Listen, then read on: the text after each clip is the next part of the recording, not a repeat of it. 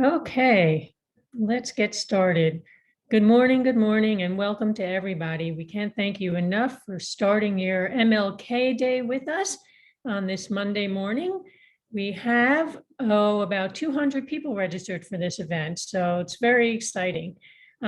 Thanks again for joining us for Let Freedom Ring, a conversation celebrating Dr. King's life and recommitting us to continuing his legacy in the ongoing pursuit of justice and freedom. I'm Lori Beecham. I'm the Communications Director at the New Jersey Institute for Social Justice. You'll hear this morning from Ryan Haygood, our President and CEO, as well as Andrea McChristian, our Law and Policy Director. We're so honored to be engaged in today's powerful conversation.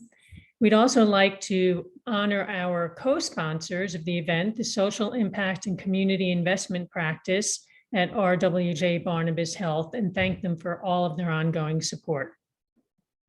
So we're going to start the program with Andrea, who's going to provide some opening remarks about the powerful moment in time in which we find ourselves today. Then we're going to turn to a special video of an interview that Ryan did with civil rights icon and attorney, Mr. Fred Gray, who represented Dr. King, as well as Rosa Parks, Claudette Colvin, and victims of the awful Tuskegee medical experiments. After that, Ryan and Andrea will continue the conversation by outlining 5 tangible action items we can all do to let freedom ring in New Jersey before we open it up for questions from the audience.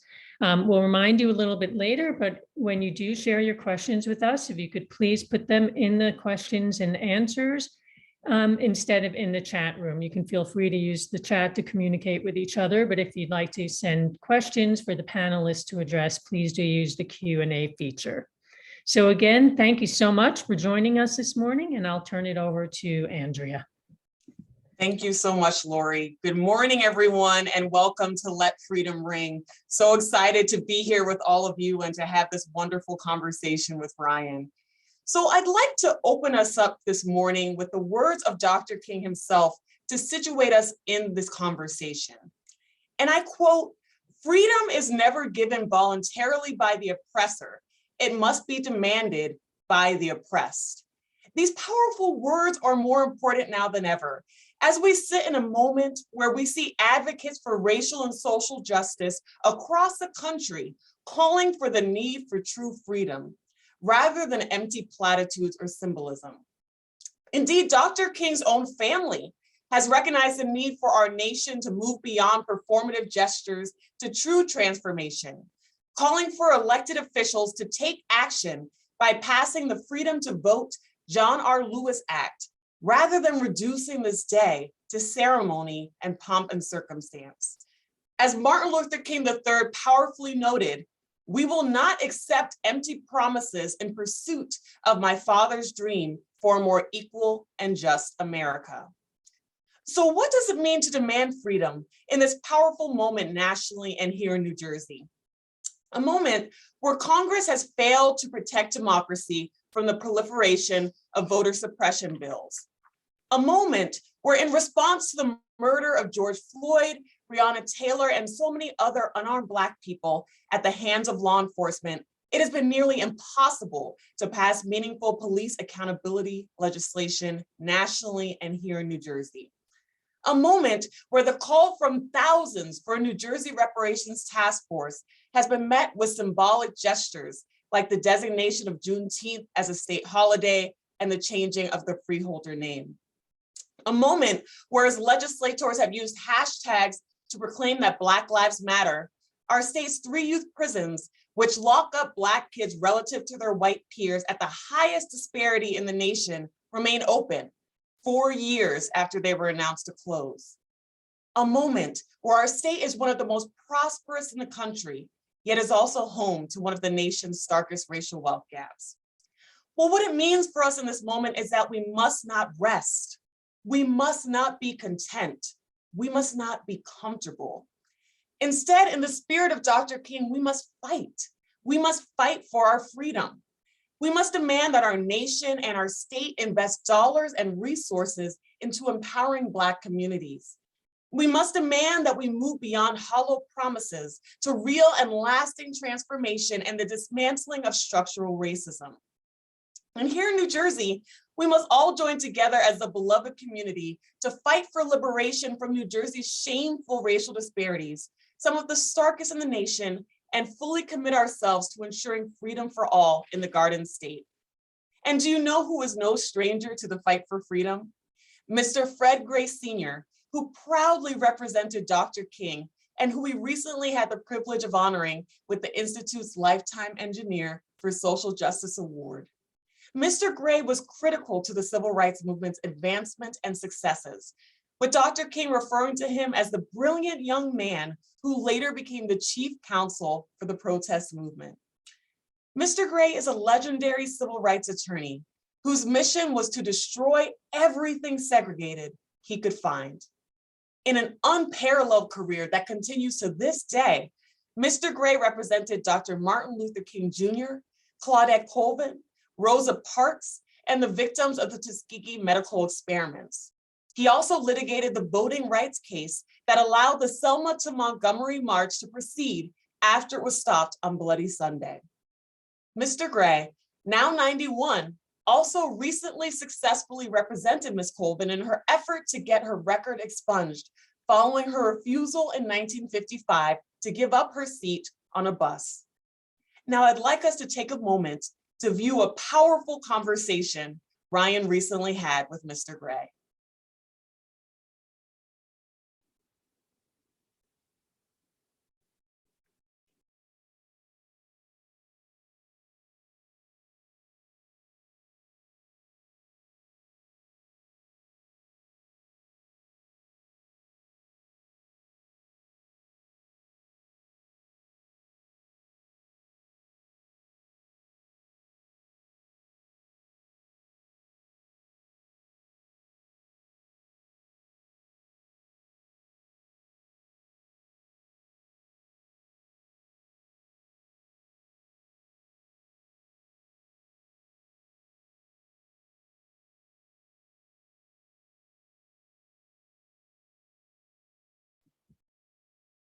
Hi, forgive us. We'll take a moment to handle the technical glitch.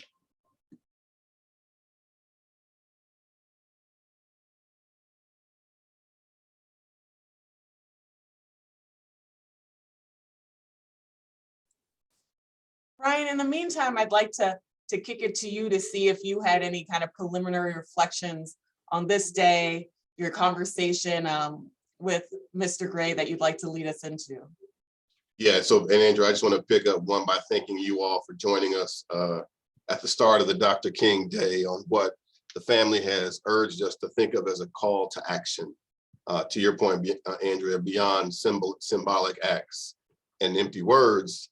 And what folks will see in this conversation is a really powerful moment where Mr. Gray reflects on what led him to become an attorney, and how he became an attorney really without telling the Alabama bar why he was becoming an attorney, because he knew if he shared the reason for becoming an attorney, he wouldn't be admitted to the Alabama bar. And as you shared, Andrea, his mission became a mission to destroy everything segregated he could find. I think our colleague Lloyd might have it now, and we'll see.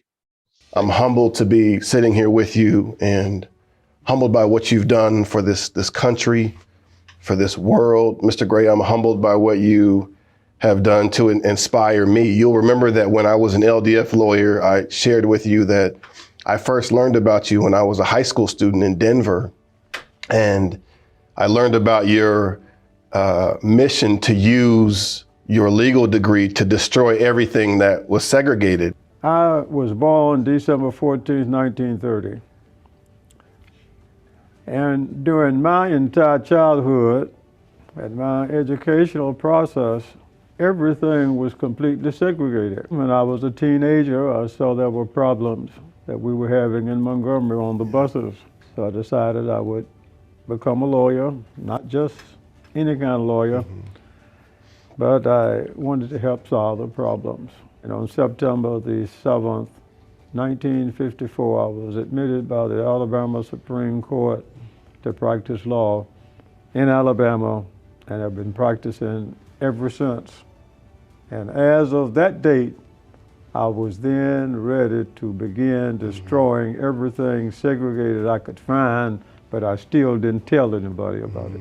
Not even my own family didn't need to know all of what I had in mind, because if I had told people that I was going to go to law school, become a lawyer, and destroy everything segregated I could find, I never would have been admitted to the Alabama Bar Association. And what was your first case as part of your pursuit to destroy everything segregated? It was really the state of Alabama versus Claudette Carvin.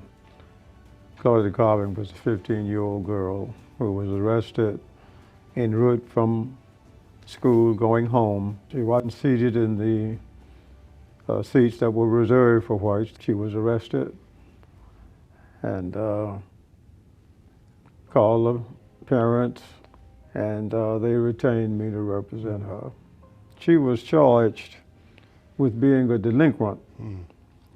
Well, Colette was not a delinquent. As a matter of fact, she was an honored student. And I told them that the real reason they arrested her was to enforce the segregation laws, because they didn't want to charge her with that, because they didn't want anybody to have an opportunity to question the constitutionality of it. What I learned was there were people in Montgomery at the time, E.D. Nixon, Joanne Robinson, the Women's Political Council, the NAACP, were all interested in doing something about solving these problems. You represented Rosa Parks. About 3 or 4 days a week, Ms. Parks would usually come and we would discuss problems in our communities. We talked about Claudette's case, and we talked about what a person should do if they decided that they were in a position where they were asked to get up and they didn't want to get up. I found she had been arrested, and I told her I would get her case ready and get back in touch with her. If we're going to do anything community-wise, now is the time to do it. We were going to definitely try to ask the people to stay off the buses.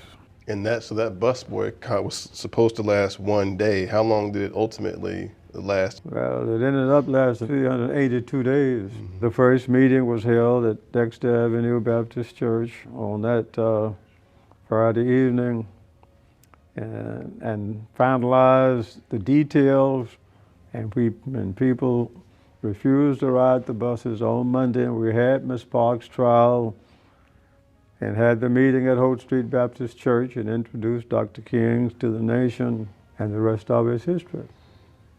Now, you represented Claudette Colvin, Rosa Parks, and you also represented a young pastor, Dr. Martin Luther King Jr. Can you say a word about your relationship with Dr. King?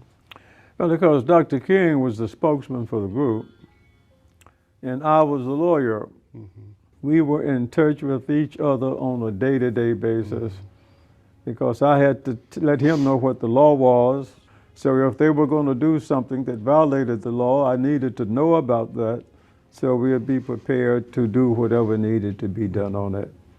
So throughout that whole over a year, we represented Dr. King on a day-to-day basis, and I was his first lawyer in the civil rights movement.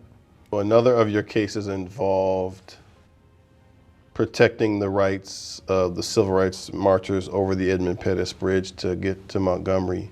In 1965, they decided that they would have a march from Selma to Montgomery, go to George Wallace to ask for his assistance in connection with voter registration. They decided to start doing that on what has developed into be Bloody Sunday.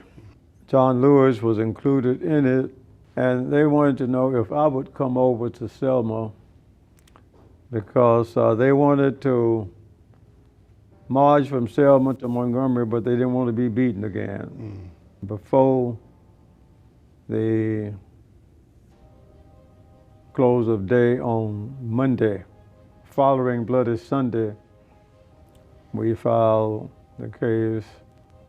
It's expedited, and the court ended up ruling that we were entitled to march from Selma to Montgomery, and the state of Alabama should protect them. It was able to be done, and it was an impetus in getting the Voting Rights Act of 1965 passed. Mm. And all of those things collectively came together and resulted in President Obama being elected to be president twice. So I read an article that talked about a conversation you had with the late John Lewis. He gave you some words of encouragement before he passed. And one of his last, as you know, one of his last stops was at Black Lives Matter Plaza in Washington, D.C. And so I'd love for you to share a word about John Lewis, what he said to you, what it meant to you, and then if you can just connect sort of this moment to the Black Lives Matter movement and its importance in advancing this work. Well, you know, back in 1958, John Lewis came to Montgomery at the invitation of Martin Luther King. So we kept in touch with each other over the years, and then I represented him in the Freedom Ride case when he was beaten back, John Lewis versus Greyhound. Then I represented him in the Selma to Montgomery March case. And just a few days before he passed, he had his people to call me and we had a conversation. He knew that he wouldn't be with us long. And I asked him, what do you want me to do? And he says, brother, keep going, keep moving, and keep the record straight. I think he would say that to whether you call it Black Lives Matter or whether you want to call it Black Power. And I think that's the message that he would leave to us, is the message he left for me. And I'll continue to do what I can as long as the Lord permit me to do it.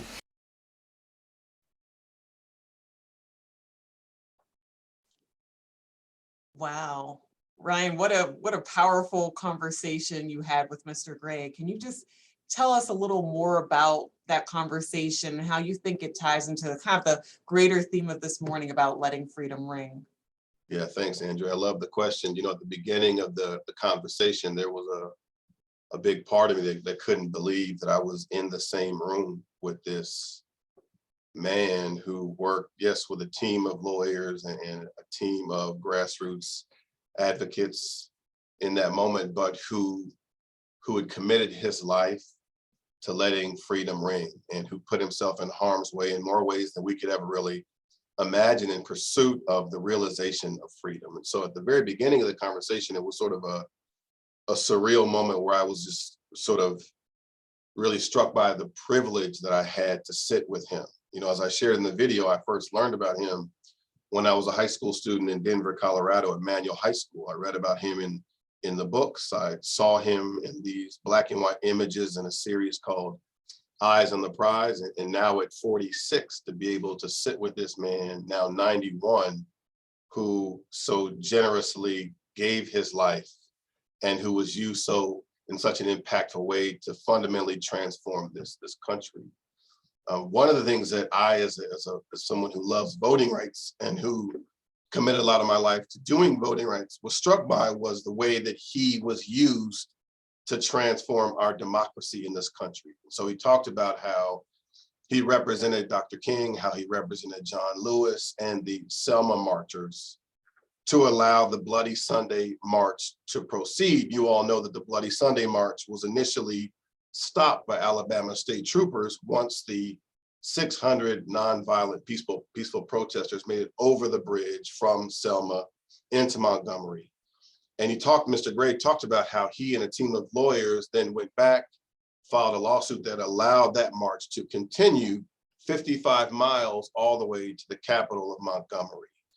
And it was really that march that then led Congress to pass and President Johnson to sign just 9 months later, the Voting Rights Act. And that's important because 9 months earlier, President Johnson famously told Dr. King that the country was suffering at that time from what he called civil rights fatigue. Then, civil rights fatigue. And he said to Dr. King, if what you want is a Voting Rights Act, you're going to have to make me do it. And the Bloody Sunday March was intended to make President Johnson do it, to sign this bill. And that's what the import of that march had. That's what it was. And within just one generation of the passage of the Voting Rights Act, this country, across the country, and state legislatures across the country, elected more than 10,000 Black elected officials. And as Mr. Gray mentioned, that passage of the Voting Rights Act within just one generation led to the election twice of the first Black president. And then the appointment of the first Black Attorney General, and then the first Black woman Attorney General. But I do think that if there's a theme that characterizes America's democracy, Andrea, it has always been that ours is a democracy that's marked by periods of expansion, almost always followed swiftly by efforts to scale back that democracy. And I think what Dr. King would tell us today is that, you cannot have a great expansion of the franchise in a way that leads to the election of the first Black president, and then not also have a corresponding effort to scale back democracy. You cannot have a Barack Obama without then having a Donald Trump who restores white supremacy to the White House. And then the following January 6th, insurgents by domestic terrorists on the Capitol. And then you cannot have in the last year, we've seen the 19 states passing 24 or more voter suppression bills. Dr. King would say that that's the experience of democracy. Expansion followed always by contraction. And what I was struck by in talking to Mr. Gray is he understood that is our history, that is our story, and that we are each called upon to do our part to make sure that we use our voices to advocate for the expansion of democracy.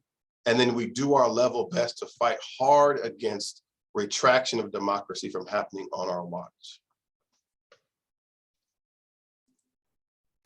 Thanks so much, Ryan, for those words. And I think what also struck me about your conversation with Mr. Gray is that he was talking about the work he did to protect democracy that eventually led to the Voting Rights Act. And now we know that the Voting Rights Act is again part of national conversation as we see intransigence at the federal level. So can you talk a little bit about that? And we're going to segue now into really the 5 action items to expand and protect democracy that everyone tuning in can do in their own home. So let's kick it to number 1 with what they can do around the Voting Rights Act currently. Sure. So, as Mr. Gray talked about, he was one of the lawyers that litigated a case that allowed the Bloody Sunday March to continue and ultimately led to the passage of the Voting Rights Act. And there was a provision in the Voting Rights Act that was called Section 5. And Section 5 of the Voting Rights Act applied to all or part of 15 states that had long histories of discrimination in voting. And it required these states or these jurisdictions to submit their voting changes, whatever they were, to the federal government to ensure before they went into effect that they didn't have a discriminatory intent or a discriminatory purpose or effect. And what was fascinating is that, look, as I shared, the Voting Rights Act was a watershed moment in democracy, leading to the election of the first Black president, a period of expansion. But as we discussed, you can't have a period of expansion of our democracy in this country without having a corresponding effort to scale it back. One of the ways that it was scaled back was that the United States Supreme Court, in a devastating opinion in one of the cases that I was really fortunate to help litigate, the Supreme Court tore the heart of the Voting Rights Act out about 8 years ago. And then there was a call for Congress to respond by reauthorizing or reenacting the piece of the Voting Rights Act that we lost. 8 years later, that call has sharpened on this day, led by the King family, which has urged us all, listen, do not commemorate Dr. King's life, legacy, or work without putting some action behind it. So to your point, Andrew, the very first call to action is to urge the United States Senate to pass the legislation to restore the Voting Rights Act to its full strength, to end the filibuster, to allow for the John Lewis Voting Rights Amendment Act to proceed. And our colleagues are putting that first ask, that first action item, that first way that you can help to advance the fight for freedom in this moment in the chat.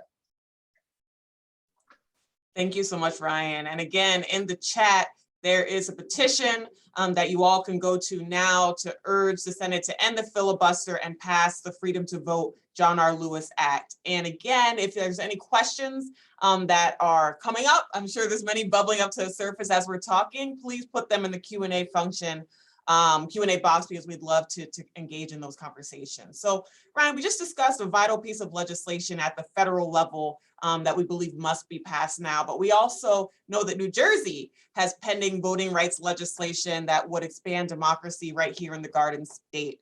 Specifically, I'm talking about same-day voter registration. Could you speak to that and lift up our second ask around what people watching today can do to advance pending same-day voter registration legislation here in New Jersey? Yeah, thanks. Great question, Andrew. So I think we know that Dr. King was really clear that in this country, when change happens, when we make great strides for freedom, equality, for racial justice, for liberation, when those things happen, they always, always, always happen when we organize ourselves around core issues from the ground up in our communities, right? And we've been guided by that idea here at the Institute for Social Justice. You know, we set out a couple of years ago to think about how we could, with many of you all on the screen joining us today, with thousands of partners across New Jersey, how could we in this state build the most inclusive democracy in the country, right? We weren't waiting for change to come from Washington, D.C. down. No, we were intentional about organizing ourselves in communities across New Jersey to build this work from the ground up in a way that Washington, D.C. takes notice. And so armed with that philosophy that change happens from the ground up, not from Washington, D.C. down, we did a number of really powerful things to build in New Jersey one of the most expansive democracies in the country, including the historic effort to restore the right to vote to 83,000 people on probation and parole, and to empower people to use that newfound right, championing online voter registration, through which 400,000 people in New Jersey registered to vote in the 2020 elections. We championed the end of prison-based gerrymandering, which used to count incarcerated people in their prison communities instead of the places where they would return and where they actually live, in their home communities. And then more recently, together, we championed early voting that allowed for 9 days of early voting that allowed voters for the first time in history to participate in souls to the polls. And just last week, as a result of our collective advocacy, led to the passage of a bill that requires police officers to stay 100 feet away from the polling places, recognizing that police presence at polls is really a tool of voter suppression. Incredible work to expand democracy in a way that seeks to make it the most expansive democracy in the country, but our work is not yet done. And to your point, Andrea, one of the things that we're now seeking to champion with your support as part of our collective advocacy is same-day voter registration. This is a measure that would do away with the 21-day voter registration requirement, a real arbitrary requirement, and frankly, one that discourages maximum participation from voters. There are 20 states that presently have same-day voter registration, and the District of Columbia. And in those states that have same-day voter registration, some of them experience up to 17 percentage points higher Black voter turnout and up to 10 percentage points of young voter turnout increases. That is what I think we should be championing and supporting here. So we're urging you all, as our second concrete takeaway on Dr. King Action Day, to urge your elected officials to pass and for Governor Murphy to sign same-day voter registration. This is part of a campaign we have called Democracy in a Day, and you can access that tool in the chat here as well, Andrea. Thank you, Ryan. Again, in the chat, is our phone to action tool to push your legislators and Governor Murphy to pass same-day voter registration legislation. Governor Murphy has already said that that is one of his second-term priorities. So we need all of you to push to make sure that we can make that a reality here in New Jersey. So keeping within the democratic process, Ryan, we know we're in the middle of an important process here in the state that speaks to power and representation, the state redistricting process. But a lot of people, we can't quite wrap our heads around what exactly this means and how we can get engaged within the redistricting process. Could you speak a little bit to that? Sure, yeah, I think it's a fair point, Andrew. Redistricting, my wife is an educator, and even she says that redistricting has a lot of syllables, right? Sometimes when you say the word redistricting, it causes people's eyes to glaze over it. So the big takeaway about redistricting is that, as our colleague Henel Patel, who leads our voting work, loves to say, redistricting is about power, right? So every 10 years, a census is taken. That's a count of everyone in the country, right, at that moment. And then census data is used to redraw boundaries, called redistricting. And very often, redistricting happens in a way that diminishes the power of people of color. In New Jersey, right, one of the most racially diverse states in the country, voters of color will soon be a majority. That New Jersey will soon be a majority people of color state. All of the growth of this state in the last 10 years is attributable to people of color. And actually the percentage of white people in New Jersey has fallen.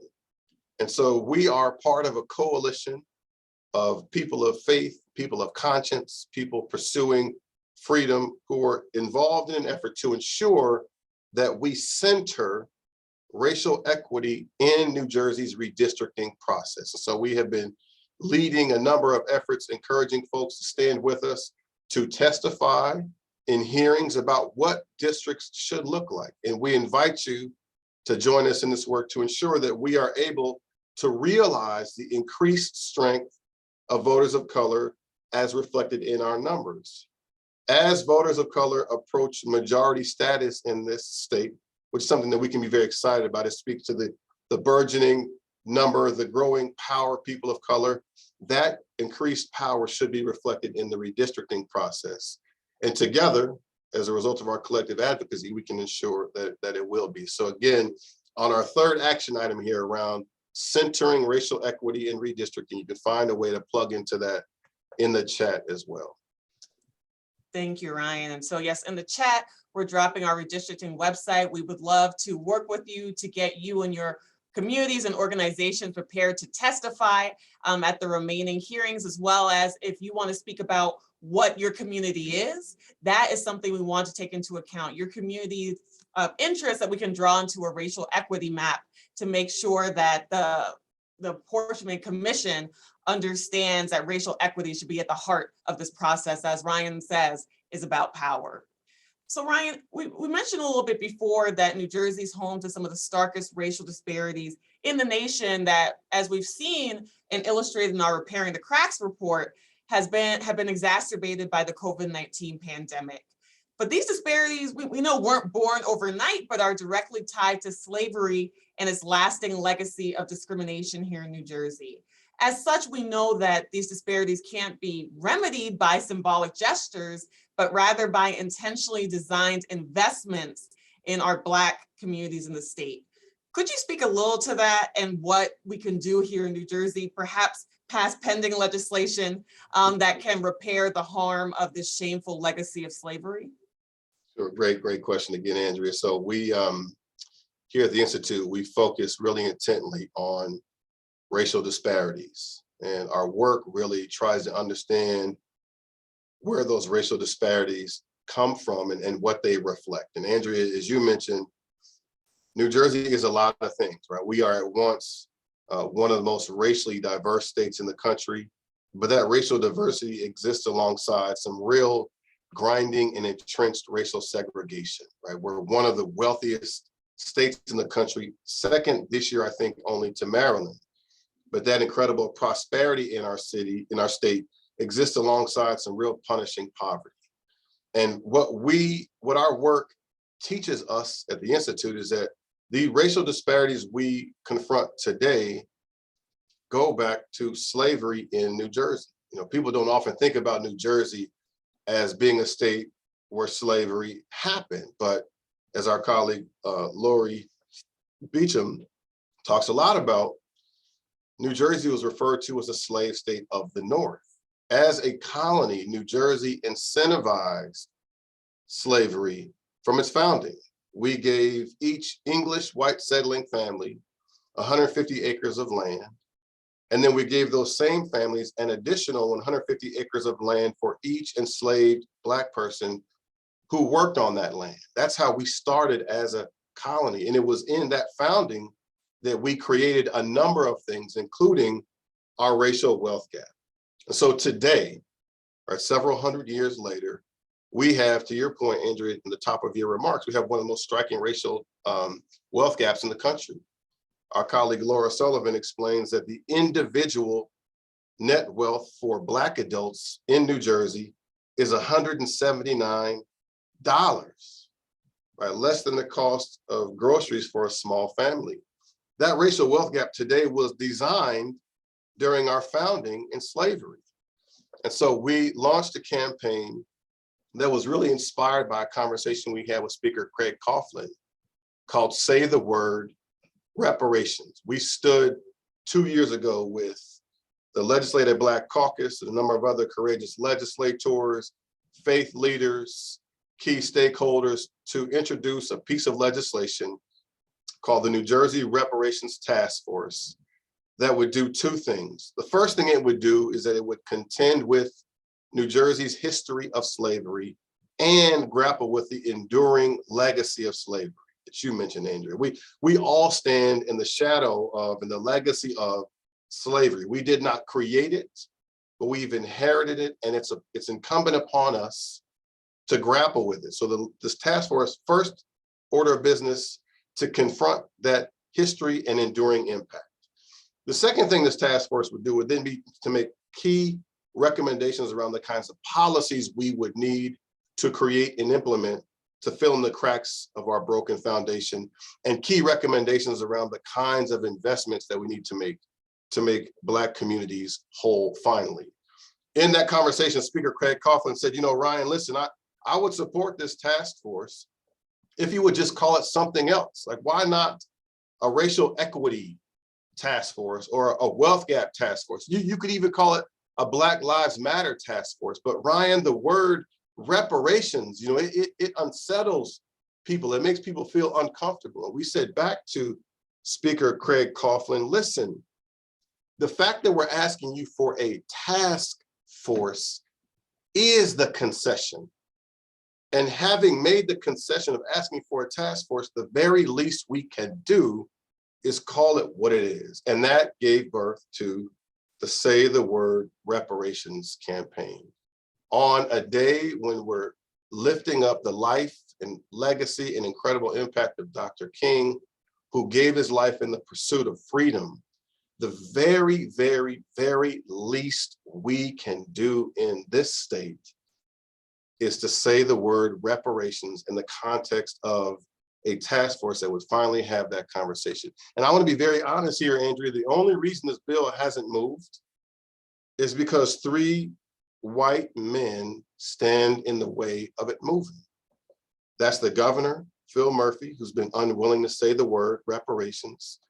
That is Speaker Craig Coughlin, who's been unwilling to say the word reparations, and past Senate President Steve Sweeney, who's been unwilling to say the word reparations. The Legislative Black Caucus, the Lieutenant Governor, Sheila Oliver, thousands of people across New Jersey have said the word reparations, but we need your voices, your collective advocacy to make that real in New Jersey, to urge those men to say the word reparations and pass this legislation so that we can finally have an honest conversation about the enduring legacy of slavery and how we can begin to repair that enduring harm. Thank you, Ryan. So before I turn it to the final question I just wanted to do a recap of the previous 4 action items in case anyone missed it. So number 1, we're urging you to contact the Senate to end the filibuster and pass the Freedom to Vote John R. Lewis Act. And we dropped the action alert in the chat. 2, pass same-day voter registration in New Jersey. Action alert is also in the chat. 3, ensure racial equity is part of New Jersey's redistricting process. We dropped our redistricting website in the chat, and we would love to hear from you to get you engaged within that process. And number 4, as Ryan so powerfully commented about, pass the New Jersey Reparations Task Force Bill, and you can go to 400yearsnj.org in order to make sure that the legislature and Governor Murphy hears us all say the word reparations. But lastly, Ryan, I'd love to bring it back to your video discussion, the video we watched of your discussion with Mr. Gray and his powerful representation of Dr. King and so many other civil rights giants. And in this moment of commemoration and honoring, especially at us being African-American lawyers, we think, it's critical to honor his legacy as well as the work that lies ahead. And what do you think, and what would you recommend that we all could do in order to make that happen? Yeah, I mean, one of the reasons I love this day is because it gives to Dr. King, what he deserved when he was alive, but frankly didn't get, right? Both because he was killed at 39, but also because, as his daughter powerfully articulates, when he was killed, she says he was one of the most hated men in America. It's hard to think about that being true today, but he was killed, and part of what animated the act that killed him was that he was, at that time, as Dr. King's daughter puts it, one of the most hated people, if not the most hated person in the country. And today we celebrate him, and sometimes when we celebrate him, we celebrate a sanitized version of Dr. King, that he was a person who had these big dreams, but he was not only a dreamer, right? As we talked about today, he did more than talk. He led an international movement for freedom, and he gave his life in pursuit of it. And if we are to honor him, then we too are required to push ourselves to really uncomfortable places in pursuit of the thing he gave his life for.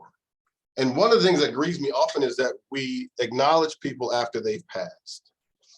We give them, as the expression goes, their roses after they've passed at their homegoing celebrations. But we're really, really fortunate to have Dr. King's lawyer, Fred Gray, still with us at 91. And you saw in that video, he is present. He's still litigating cases. To Andrea's point, he represented Claudette Colvin and helped her get her expungement. At 91, he's still with us. And I think we owe it to him to give him his roses now. He's received almost every conceivable award that one can receive, deservedly so. But the thing that he has not yet received is the Presidential Medal of Freedom. And so here on Dr. King Day 2022, we urge you to join us in urging President Biden to bestow upon Mr. Fred Gray Sr., the legendary lawyer who represented, among other people, Dr. King, Claudette Colvin, Rosa Parks, the victims of the shameful Tuskegee experiment, who litigated the case that allowed the march to proceed that led to the Voting Rights Act and our first Black president. That man, Mr. Fred Gray Sr., the Presidential Medal of Freedom, we urge you to join us in asking President Biden, to do that. And so you can find in the chat, you can find a link to email the White House directly. You can also go on Twitter and tweet at Mr. Biden, President Biden. But this is something that we can do while Mr. Gray is with us. He deserves it, and together we can make it happen so that he receives what he deserves. Thank you so much, Ryan. And thank you for engaging with me and what I hope was a powerful discussion. It was powerful for me. And I know I'm walking away with a lot of food for thought about what we can do within New Jersey and the nation to let freedom ring, starting in this moment here. And so at this time, I'd love to kick it back to Lori to throw us a few questions from the audience. Again, if you have any additional questions, please feel free to drop them in the Q&A chat box. Great. Thank you, Andrea. And thank you, Andrea and Ryan. I have to say, New Jersey and indeed the whole country are very lucky to have you both doing the advocacy that you are doing and really leading us on the march forward here in New Jersey with really concrete ways to bring us to a more just state and a more just America.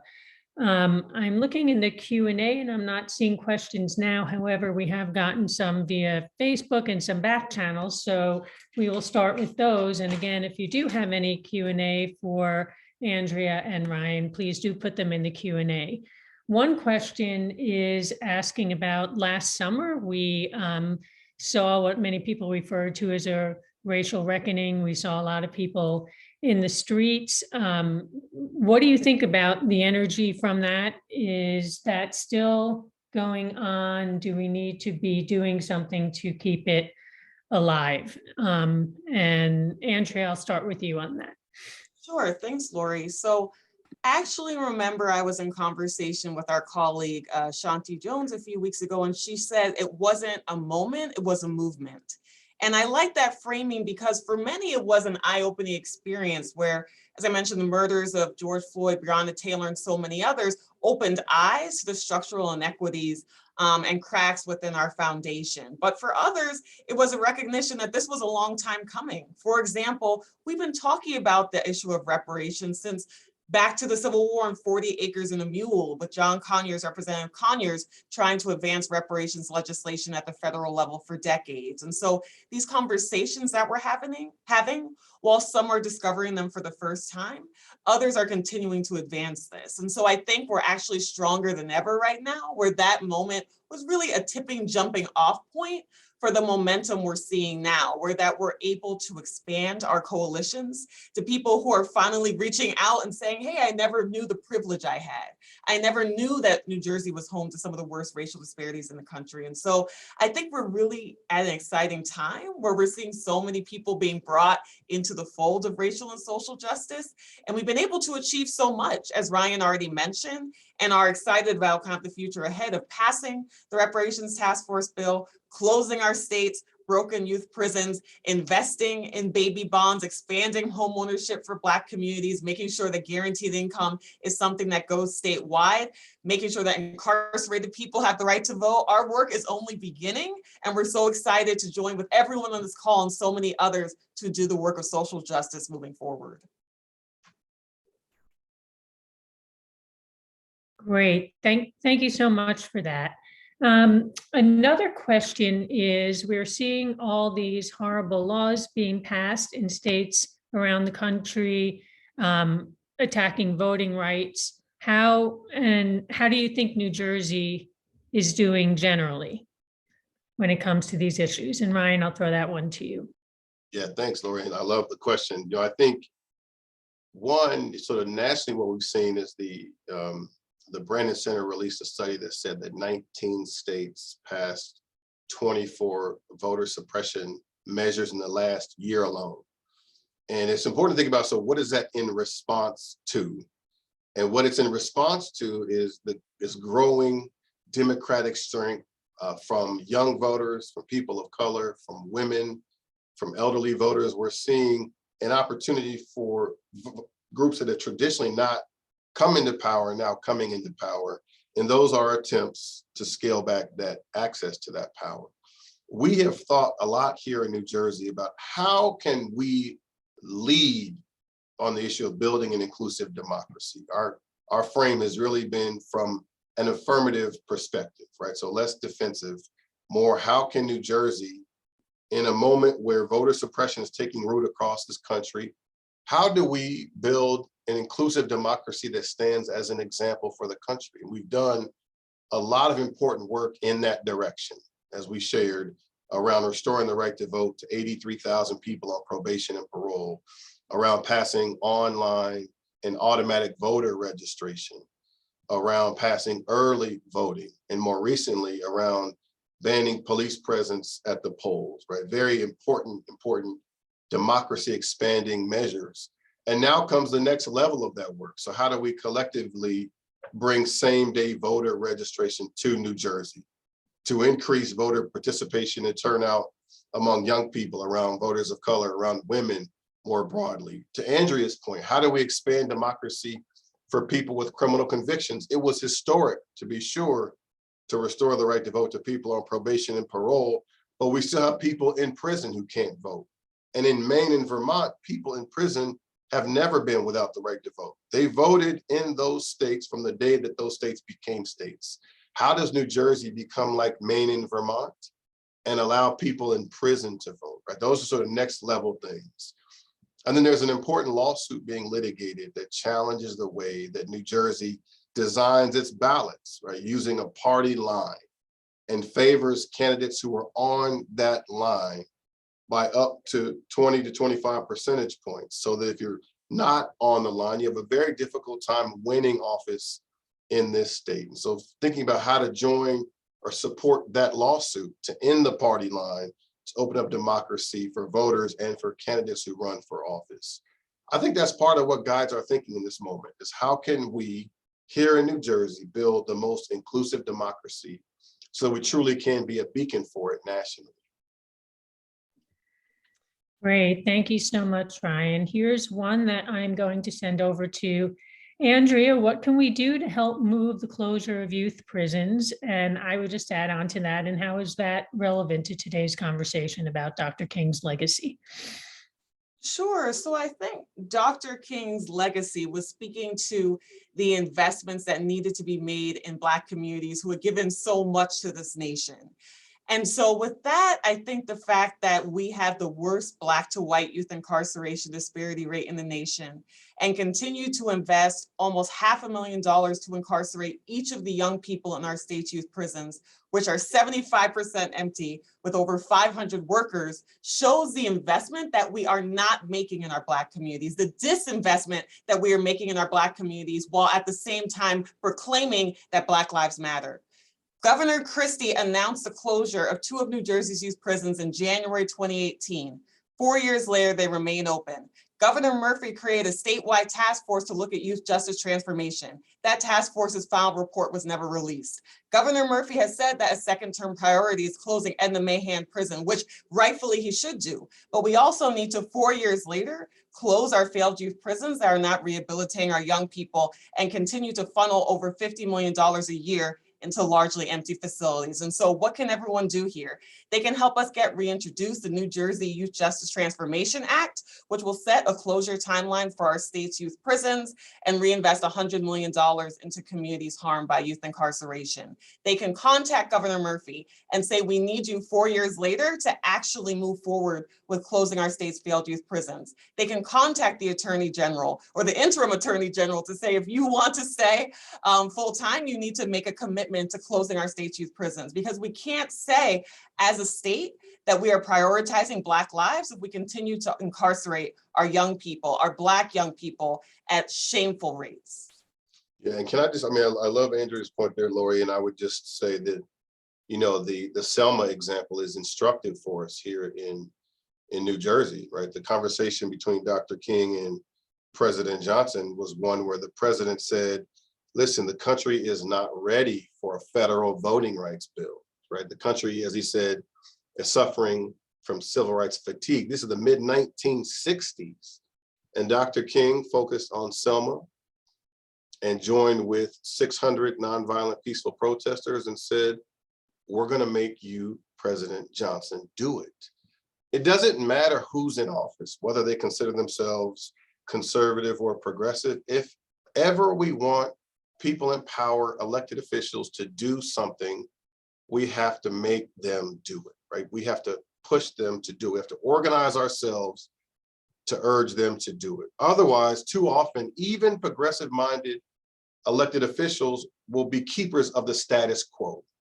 And so if we want to interrupt the status quo, we have to make elected officials do it. So these are 5 things we urge you all. I see many of you all in the chat are taking action, but please don't let it be a one-time only thing, right? Part of what effectuates change from the ground up is sustained action. So these are multiple conversations and ways to hold elected officials accountable until they ultimately do it, to Andrea's point.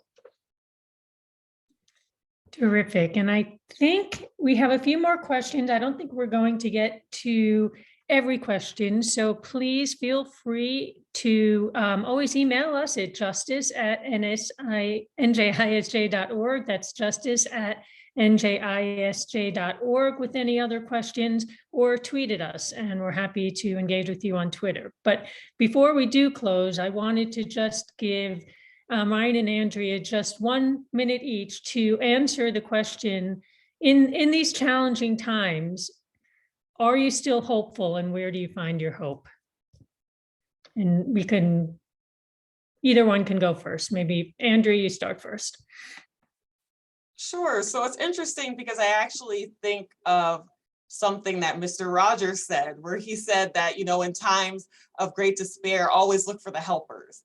And so I think in these times where we see that there's so much intransigence at the federal level and so many myriad problems to undertake, we also see that people are energized. People are reaching out to us on a daily basis saying, how can I get involved with the work of racial and social justice? What action items can I do? What legislators can I call? And that's what fortifies me, knowing that we're not alone in this fight, that we're building broad-based coalitions in our democracy and justice, economic justice, and criminal justice pillars of work in order to make sure that we close those youth prisons, that we get same-day voter registration, that we restore the right to vote to incarcerated people, that we get reparations as well as baby bonds, expanded home ownership, student loan cancellation.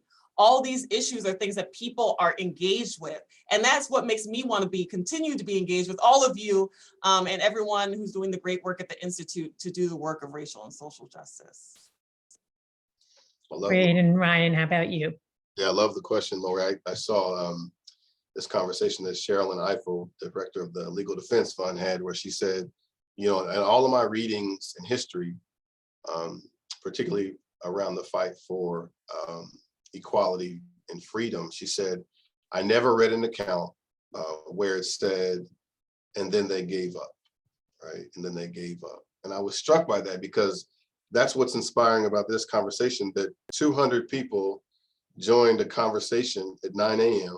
on Dr. King Day to think about how we could all let freedom ring.